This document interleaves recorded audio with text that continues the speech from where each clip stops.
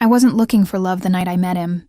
Honestly, I had spent the whole week convincing myself that romance was a distraction, something pretty in movies and messy in real life.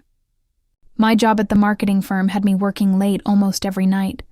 My coffee addiction was out of control, and the last thing I needed was another charming man with beautiful eyes and bad intentions. Then he walked in. It was raining outside, the kind of soft New York rain that painted the city in silver reflections and made strangers linger a little longer in cafes.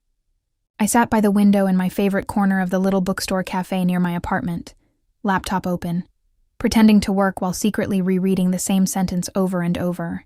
The bell above the door chimed, and there he was, tall, dark coat soaked from the rain, hair slightly messy like he'd run his fingers through it one too many times. He carried himself with that rare kind of confidence. Not arrogant, not loud, just certain. My eyes betrayed me instantly. He glanced around the room, and for one dangerous second our eyes met. Then he smiled. Not the fake polite kind of smile people throw around. A real one, warmed slow, devastating. I looked away immediately, pretending to be deeply interested in my coffee cup. Is this seat taken? My heart nearly betrayed me. I looked up, and there he was, standing beside my table. Oh, no, I said, trying to sound calm and not like my pulse had just doubled. Go ahead. He sat across from me. Not next to me. Across from me, bold. I'm Ethan, he said, setting his coffee down. I blinked. You just sit with random women in cafes often, Ethan? He laughed, and I hated how much I liked the sound of it. Only when they're pretending to work while staring out the window like the main character in a romance novel. I should have been annoyed. Instead, I smiled. Savannah, I said. Well, Savannah.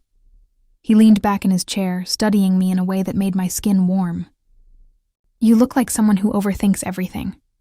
Excuse me? You do that thing with your eyebrow when you're trying not to say what you're really thinking. I narrowed my eyes. And what do you think I'm thinking right now? He smirked. That I'm either incredibly charming or a complete psycho.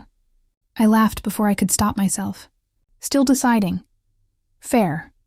That was how it started. We talked for nearly 2 hours. About everything: books, music, terrible first dates, childhood dreams. Why rainy nights made cities feel more romantic.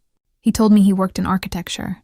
I told him I'd wanted to be a writer before life got practical. He said I still looked like someone who should be writing stories. No one had ever said things like that to me before. Like he saw pieces of me I hadn't shown him. When the cafe announced closing time, neither of us moved. So, he said, standing and slipping his hands into his coat pockets. Do I get your number, or do I dramatically leave and spend weeks wondering if fate will bring us together again? I smiled despite myself. You're very confident. Only because I know you're going to say yes. I stepped closer, close enough to smell his cologne, warm, clean, expensive. Close enough that the air between us changed.